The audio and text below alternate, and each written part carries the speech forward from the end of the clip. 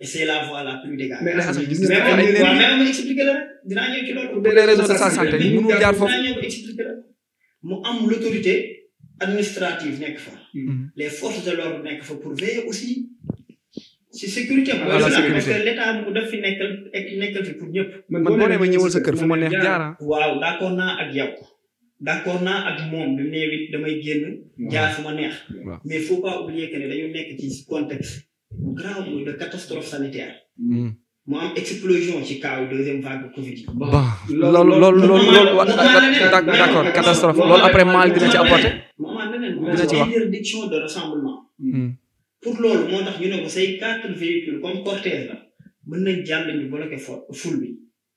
le préfet la déglu bi loolu amee le lendemain sur benn scène télé. bëgguma def promotion wala bëgguma def publicité. d'accord mu expliquer clairement que ni du fekkee ne moom waxul ay waxu sax université. mais daf ne foofu du fa jaaree avenue Cheikh Anta Diop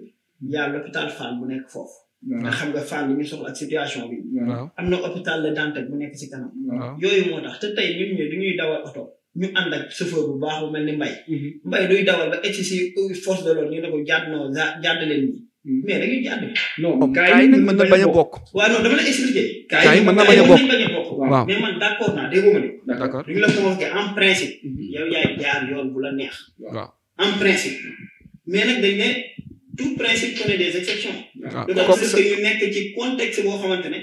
contexte de catastrophe sanitaire la boo xam ne nous sommes tous tenus de se conformer. d'accord léegi maa ngi ñëw léegi Assane maa ngi ñëwaat ñu delluwaat ci Malick ñun ñoo déggandoo li Assane présenté yëpp tudd na texte principe arrêté article loi teg te ñun Sénégal ñun ñoo jàpp ni wala boog la majorité des Sénégal danoo jàpp ni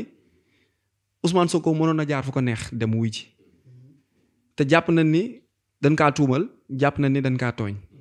mooy un Sénégalais lambda moom moo waxee noonu loolu lan nga ci apporté. bon li ma ciy apporté damay njëkk a wax ci moom li mu njëkk a wax mooy question bi nga ko njëkk a posé si question loi bi est-ce que justice am na Sénégal. waaw non du ma ko wax du ma wax ne justice am na Sénégal wala justice amul Sénégal mais l'essentiel que ne depuis nguuru Macky Sall ba mu ñëwee ba tey dossier yum ñu indil yëpp ay dossiers yoo xam ne amul suite la dossier benn. si Karim Wade ba mu commencé Karim Wade lañ njëkk a jàpp. nit ki boo ko ba tey tegaluñu Sénégalais yi lan moo tax. réellement qu'est-ce qui se passe ak jugement bi fu mu mujjee. ba tey xamul waxante dëgg ñun ñëpp. yeewu nañu benn jour Karim Wade yóbbu nañ ko. jeex na tàkk dem na génn na Sénégal. ainsi de suite nu mu tudd. le maire de Dakar Khalifa Sall accuse de vol pour des biens publics yooyu ñu indi ba tey waxuñu ne. qu'est-ce qui se passe indi ñu document tegal population lambda bi tegal population bi ne leen lii kat la Khalifa Sall def wala lii la dañoo yeewu benn jour ñu ne gracier nañ ko ñu dem ainsi de suite. dégg nañ fi aussi ku nekkoon Prodac ku ay Cheikh Kanté ay. dossiers yeneen bari na. ay Bougazeli ay Alioune Sall. dama ne la bari na soo demee même dans le waxuma la sur les hautes autorités tamit même population lambda bi ya bari na ay dossiers yu nekk au tribunal yoo xam ne kenn xamul fu mu mujjee loolu dafa yàgg Sénégal moo tax bu ñu waxee ne politique kii am na fi daf may jaaxal. parce que justice mënu fi am parce que xam nga lu tax parce que ñun bañ fi nekkee président yi fi njëkkoon jiitu yëpp xaw nañu as tuut lu néew loo xam ne am nañ ko mooy ut nañ séparation des pouvoirs ci tuuti ci lu ndaw du lépp nag mais Ablaye Wade xawoon na ut séparation des pouvoirs tuuti judiciaire beeg législatif bi ak exécutif bi ku nekk xaw a demee boor mais Macky Sall ba mu ñëwee ñaar yi daf ko rey complètement législation bi dafa rey parlement bi indi lépp exécutif bi ne moom mooy dogal moom mooy taxaw wax. est-ce que loolu tax mu effacer premier ministre. loolu c'est ça parce que ñu ngi wax benn affaire ku dee ca mars yaa tàggee sa bopp moom daf ko wax xam nga dafa am ay fait yoo xam ne Macky Sall daf ko waxoon nit ñi xam ne xam fu ñu jëm moo tax affaire Sonko bi nit mënula taxaw ne la doonu lenn du dul complot parce que moom ci boppam ñu ma ñëw ci benn question boo xam ne waxoon nga ko léegi ne ba muy ñibbi xaw ma affaire yooyu dëgg non nit ñi xam nañ ko ñun seetaan nañ télé gis nañu force de l'ordre bi nan lañ defee kii bi nan lañ ko stocké téye ko ba nga xam ne pour kii parce que si c'était son propre gré génn na dem na mais loolu du ay problème ay dama jaar fii jaar nii dem fële di ñëw te xam nga lan moo tax ñu cuune benn chose lañ njëkk cuune mooy que ne lan ba ñu demee ñoom dañ ko yóbbu rek subitement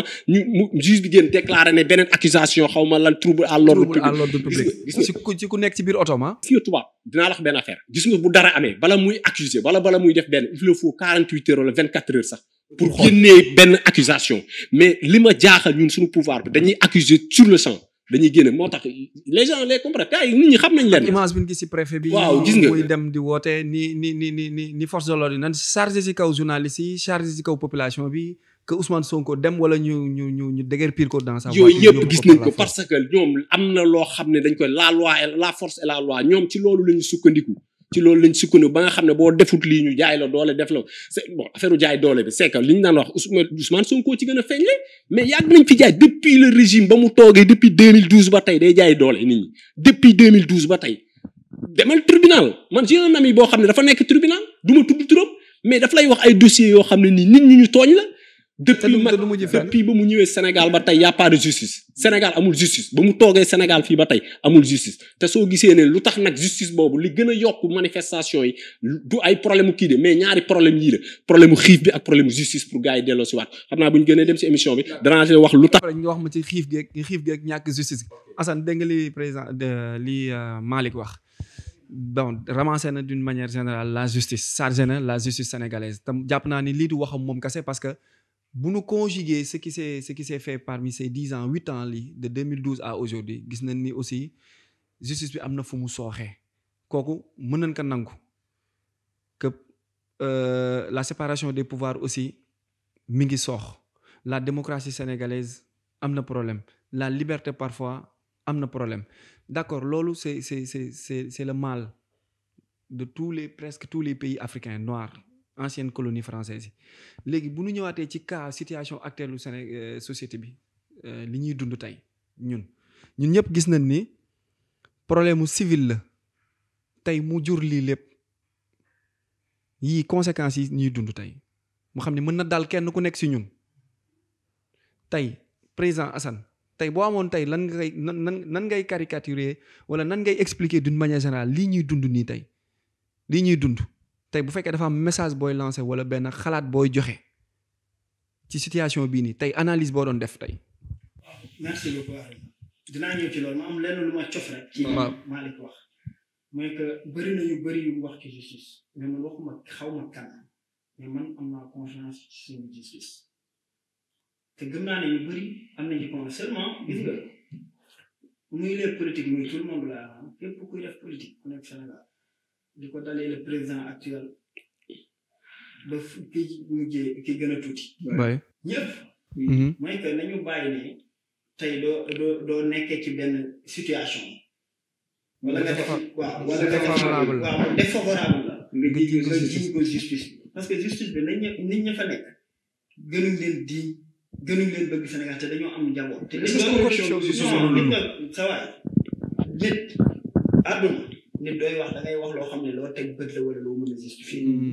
tey ñooñu dañoo am njaboot te ku ci nekk bëgg nga bàyyi fa njaboot boo xam ne du xëy suba am wuy wu rafet ci yow ni ñuy sàmmee jàpp ne ñun dañoo jub lañ jàppee ne ñoom it noonu lañ jubee te man seeni liggéey xam naa ne boolewuñ ci tappale boobu dara parce que ay nit ñu jàng xam li ñuy def ñoo ci nekk loolu lu ma bëggoon wax la ci côté justice parce que même ki ñuy accuser moom ba léegi ma ne moom am na présomption d'innocence mooy le député Ousmane Sonko moom def na déclaration. te lii ñu may wax dañ may tuumaat lu dara. te man après am naa ay preuves yu ma am yoo xam ne man dinaa porter plainte mënoo ne wóoluwoo justice bi ba pare ne yow da ngay porter plainte. mais foofu mooy recours est-ce que foofu mooy recours foofu rek la mën a dem mooy li ma la mais yow du la leeral ne fii nga mën a dem te fii doo fa demee li nga bëgg mënoo ko fa am. mais nga def rek nga def mais voilà. nga def parce que mënoo moo feneen foo ko jooyee. voilà non. tu restes combat. et tu persistes sur la stratégie politique que lii Pastef a fait une stratégie politique. C'est clair. Une bonne stratégie politique. sama analyse mooy li ma jox. Lama leen si micro. Pastef a réussi à politiser le dossier de telle sorte que sénégalais fu mu mënti nekk mu ngi juum jël baaraamu tuuma di ko teg le président Macky Sall di ko teg ñoo xamante ne seen yoon nekkul ci lii mu joteeg Adji Sarr ndax ba muy génn këram moom moo génn këram dem la fa am moom moo ko xam Adji Sarr yàlla subhanahu wa taala man xaw ma ci dara keneen xamu ci dara Adji mi porte plainte yoon daf fi nekk état war a assurer ay droit kenn ku nekk yoon war fi nekk war a garantir kenn ku nekk des procès équitables. mais ñun it est-ce que amuñu droit xalaatee ñun ñu neexee. non wala ku nekk waxee ko noonu parce que d'après information yi ni mën a jot ci yenn journalistes yi yenn confrères wala ci yenn plateau yi wala yenn audio yi fuité ah yenn matricule mooy- oto mooy- yi leen jël si ak mooy- yenn mooy- écoute téléphone mooy li ma yi lay yooyu wax. noonu est-ce que loolu taxul mooy li- ñu mooy- tiit ni théorie du complot boobu mooy di wax mooy am li na ma mooy li ma lay wax xam nga tey ku avancé benn thèse di nga ko utal des arguments mooy manipulation bi ma lay wax manipulation bi xam nga fii aussi nga baal ma da ngeen bëri ay confrères yoo xam même c'est des journalistes yoo xamante ne ñoom dañuy bokk ci ñuy comploter ci côté bu mënti doon. waaw mais dans les deux parties moom laa la wax nee naa la ci état am nee na ay naa la journalistes yu koy complot ci biti am na mën nga journalistes wax yu koy waaw complot. nee naa la ci côté bu ñu mënti ne mais ci cas bii ñu nekk à l'espèce cas bii ñu nekk nii laa lay wax li tax ma ne la lu lii nii mooy li ñu bëggoon ñoom Pastef mooy parce que dafa nekkoon affaire boo xam ne ça concernait uniquement la personne de Ousmane Sonko. mais fi mu toll nii Ousmane Sonko c'est pas une waaw. simple personne. non wax ma c'est une simple waaw personne. non dama ne xam nga moom la concerné. waaw. mais moom nekkul une simple moom personne. laa lay moo tax expliquer. affaire bi yegg fii. d'accord naa ba tey d'accord naa mais aux yeux de la loi devant la loi waaw laa lay wax de. la loi ñun ñëpp on est tous donc égaux. voilà. waaw égal, devant la loi. égal, devant la loi quoi. donc foofu quel que soit statut bu mënti nekk mënu ko placer au-dessus de ces lois. léegi thèse complot bi ma lay wax mooy que man jusqu'à présent dama gëm ne le fait que sax Ousmane Sonko. ñu jël ko foofu pour trouble à l'ordre public. c'est parce que c'est ce qu'il recherchait. moom dafa toog même ma terminé nan la nit di nekkee ci biir otoom. naa la expliquer loolu. naa la ñu bëgg ko accuser trouble kaay ma à l'ordre public. nit toog na fii ñu toog ñii tey. maa ngi yow nit toog na fii ñu toog. waaw accusé def trouble. boo xamante ne léegi trouble bi nga créé nekkul ne yow yaay dem di semer trouble bi mais yow yaa ko occasionné. yaa influencé en quelque sorte. yaa ko influencé. yaa ci woo nit ñi. d'accord loolu c'est ce qui est malheureux parce que tey trouble yi xeex bi ngay gis. Ousmane Sonko il a une famille. def na fi déclaration ne benn man jaraluma ku may xaar ma dem ci ay xeex bul ko xalaat campagne élection présidentielle. léegi non dafa am lu ma bëgg a résumer. nga may ma ko rek. ay jabaram ñu ngi seen kër am na doom yoo xam ne mag lañ gisoo leen bi ñuy sànni xeer ñu génn dem il faut que nit ñi ñu yeewu ci loolu. d'accord du président Macky Sall du Ousmane Sonko du keneen ak keneen ko war a tax tey ñu naan dañuy jël suñu doom yi di leen génn ci mbedd mi ñuy rey seen bopp. li ma la mën a wax mooy thèse bi mooy li tax ma ne la. nii mooy li mu bëggee te dama lay ñaan nga may ma terminer ko. allez-y. mooy ko convoqué nañ ko mën a dew ma avant am immunité ñu lever mën a baaxul dew ma. mais baaxul. waaw mais non baax na. non baaxul Ouais, parce que matul. ba lan moo ci manqué. ñaata député la war a am. loolu pour ça ne ñu mën a constitue former un comité. cela ne constitue nullement incidence par rapport à la continuité de voilà ou la validité des décisions de la commission. donc bi ñu defaatee recours le jour ji nag.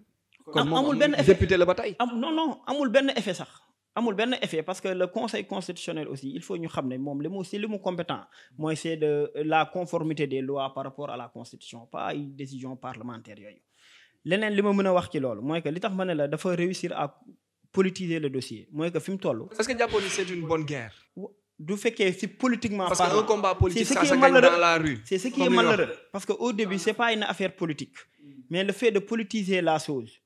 tey fi mu toll même le parti Pastef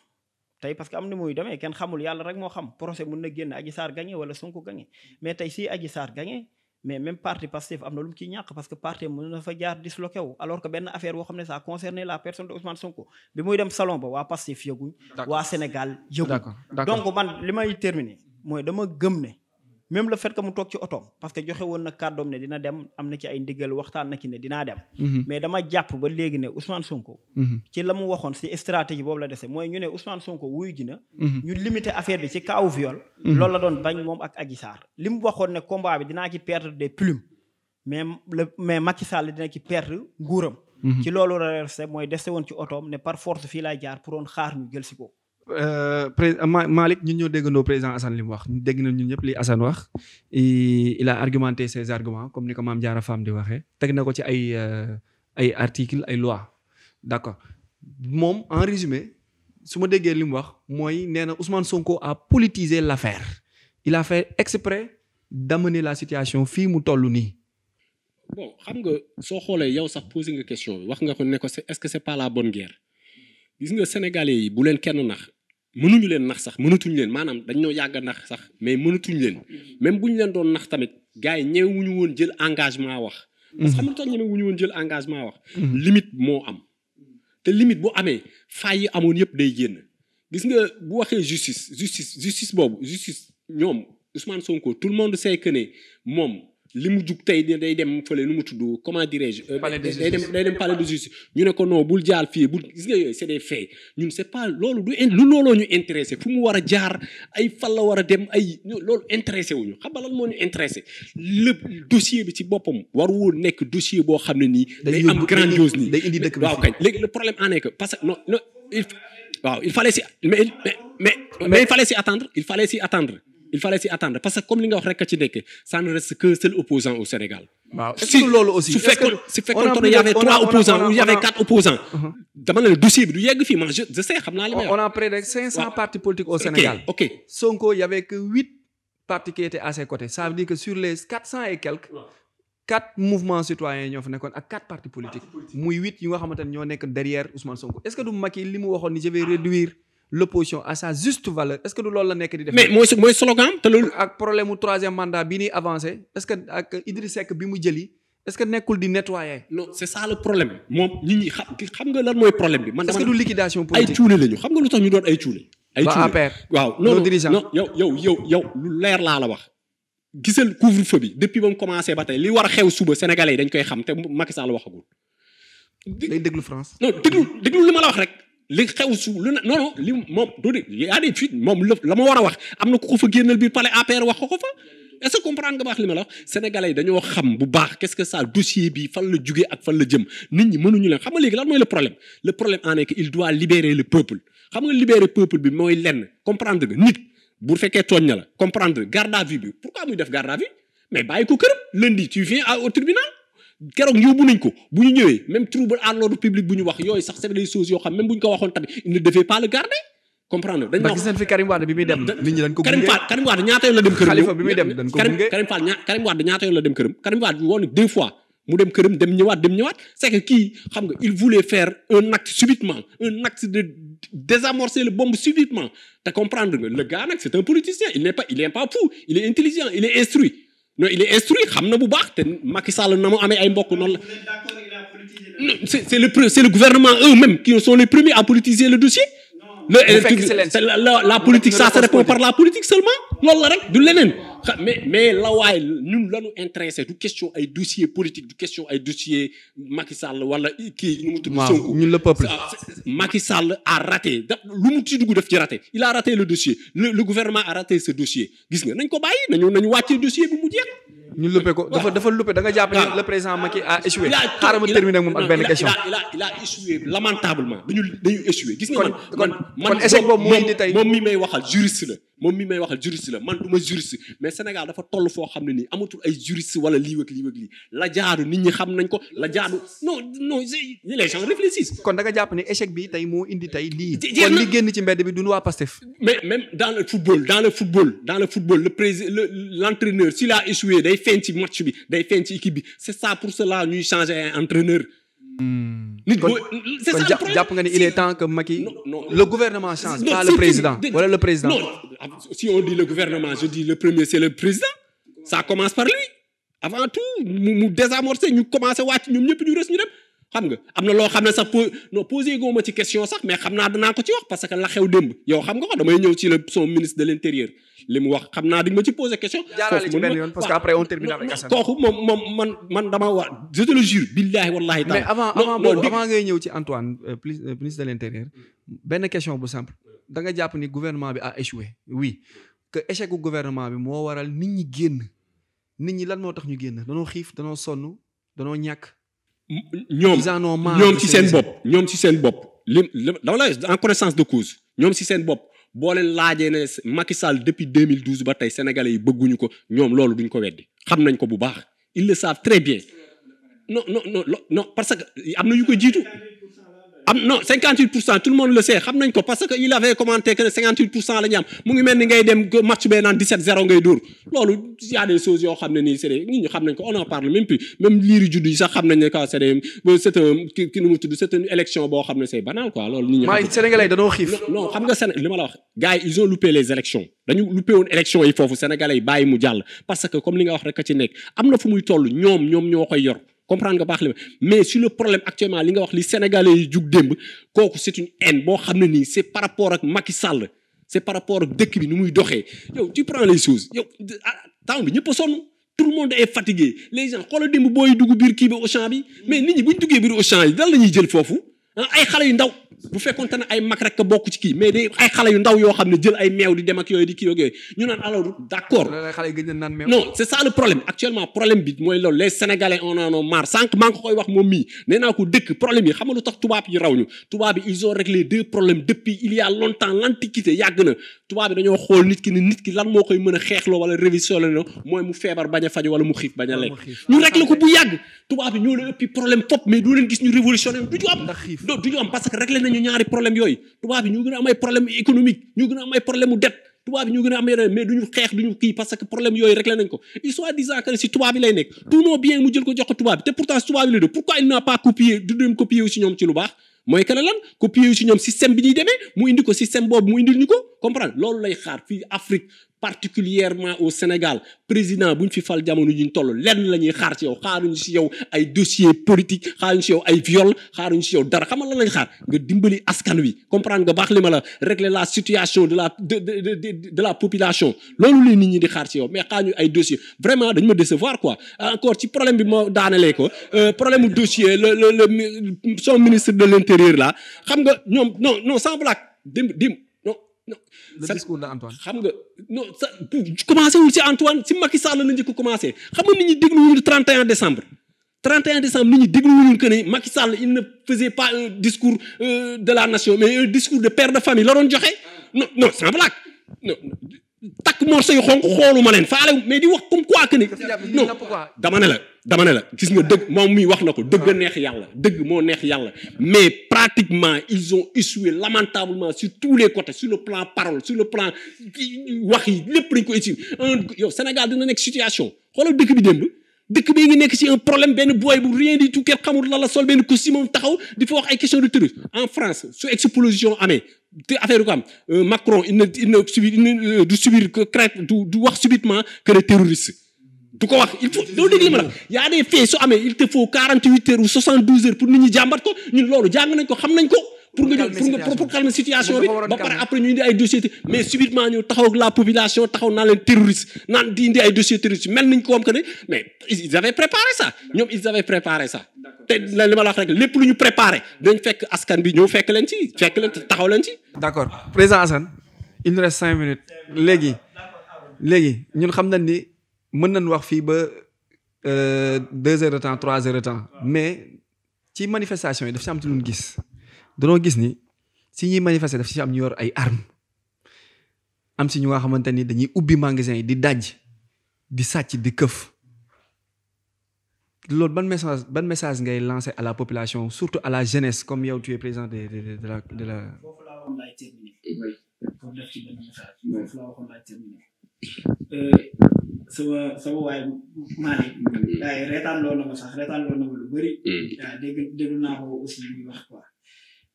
di wax ne gis nga ci man ci li mooy le message fi nekk ba pare mooy que nekkuñu ci situation boo xam ne dañ naan le président Macky Sall fi nekkee lii la def ak lii la def du heure bilan du heure dafa am benn cas boo xam ne appel bi ñu fi lancé à l'insurrection naan c'est le dernier combat ou avant dernier combat appel boobu mooy jur li ci am lépp tey comme ni nga ko waxee bu fekkee am na ñoo xamante ne ils sont animés par autre chose tey mënuñ woon génn amuñu suñ ko def mais kan moo leen offrir cette opportunité ñu génn di kaayaase dëkk bi di taal dëkk bi dem ba nee nañ lu am France taal nañ ko mais dem ba doomu réew mi li ñu am fi ñuy dem di jaay loo xam ne munoo xamoo combien d'années la ñu lutter ba bâtir loolu nga ñëw yàq ko mais loolu dafa ñaaw loolu képp kuy responsable waroo cautionner loolu képp koo xamante ne tu aspires à diriger le pays waroo ko cautionner te képp koo xamante ne yow actuellement yaa ngi fi nekk di ko diriger waroo ko cautionner kuy ndawit waroo ko cautionner. léegi yow milice yi ngay dégg nii peut-être. si foofu laa ñëw xam nga moom laa lay wax. gis nga ñaari nit du ñuy bëri tey maa bi doon bëri fi mun nañ du ñuy dali sa kaw mun doo toogee ne toog di seetaan doo xam fu ñuy dal. donc lépp lu war a tax ñuy bëri maa ngi moom war nañ ko moytu. lépp loo xam ne man du ma ko waxee dina tax yéen ñaar ngeen jóg bëggante man it wax naa ko moytu du ma nekkee responsable. man loolu laay wax. muy les hommes politiques. muy la jeunesse. muy la population du Sénégal. te li xew Casamance dégg dañ ko rafetlu. mais tey nit mën na lutter mais on peut lutter avec la sérénité li ñu naan la lutte nu n'exclut pas la sérénité Casamance dañuy jóg femmes yi jóg kaas li ñuy kaas si pacifiquement armée encadré la pourquoi ñun toll ñu foofu jóg ne kat bu fekkee am nga lu métti parce que nag le président bi yàlla c'est comme yàlla sax moom mi mën ñëpp def lépp le président am na lu koy réussir mais am na loo xam ne du ko réussir mais en tant que nit dañ koy nangu mais Macky Sall moom réussirul dara moom en tant que nit dañ koy nangu moom réussirul dara waaw yow loolu dama la koy nangu en tant que nit dañ koy nangu parce que moom mii di wax moom en tant que nit il n'est pas parfait man je ne suis pas parfait yow non plus ki ñuy seetaan ñeneen non plus mais donc il faut ñu xam ne nit ki mootul fii mais kat li mu manqué te ñun loolu la ñuy soxla suñu réew bëgg nañ kat mu def ko mais nan lañ koy waxee mu def ko mu am solo waruñ ko waxee noo xamante ne dañuy yàq réew mi daway parce que Ousmane Sonko léegi bëgg mu nekk président am nga mun yéene mu nekk président mais est-ce que doo yàqee réew mi jox ko moom bëgg na diriger réew mi yàq non bëgg ko non du ko bëgg dañuy xool li nga xamante ne mooy intérêt Sénégal intérêt général bi taxaw foofu nag je lance un appel à tous les jeunes à tous les leaders d'opinion ñoom ñëpp ñu jàpp ci képp koo xamante ne xam nga ne doo waxee 10 nit dinañ la dégg les pères de famille ñu jàpp ci parce que li ñuy wax rek xam nga état moom toujours day réaffirmer son autorité mais état aussi cela n'exclut pas que ne dafay déglu peuple li ma mën a wax mooy manifestation am na te xam naa connaissant le président Macky Sall xam naa ne message bi jara segg ci li am segg na ko ci parce que bëri nañu Sénégal fan ban manifestation nga mos a gis ay nit yor arme di tirer Auchan ñu war ko dajji nga tirer 2 balles fan la mos a am Sénégal léegi musul am léegi président Assane sa mot de la fin mère de famille ñooñu il faut ñu wax ci parents yi ñuy dem ci Auchan